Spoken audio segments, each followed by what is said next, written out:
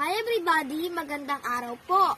Ako po ay si Najan Salamdigma. Paglalala po ay isang paraan ng mano-manong pag-aabi na pasalit-salit gamit ang mga kamay. Namana po natin ito sa ating mga abilidad na etnikong ninuno. Ito po ay gawa sa mga halaman gaya ng buri, pandan, halaman dagat, anahaw, dahon ng niyog at iba pa.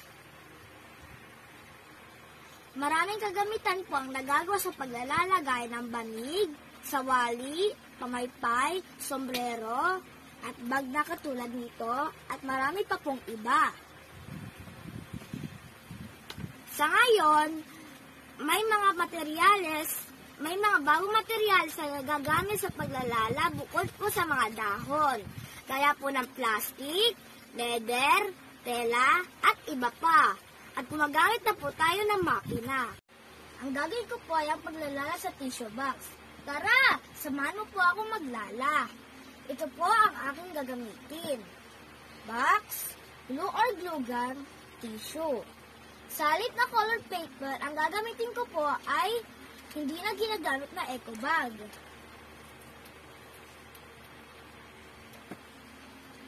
Tara, simulan na po natin.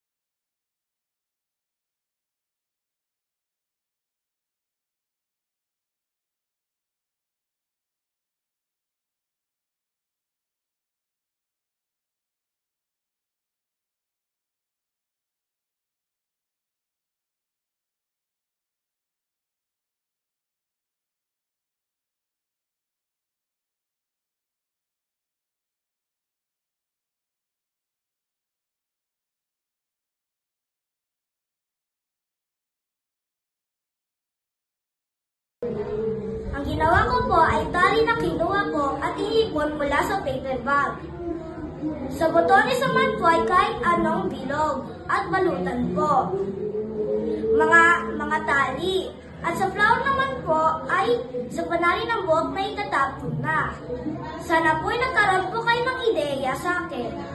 At patuloy niyo po magsumuporta sa akin at nakilikin ang aking YouTube channel. Thank you so much po. God bless us.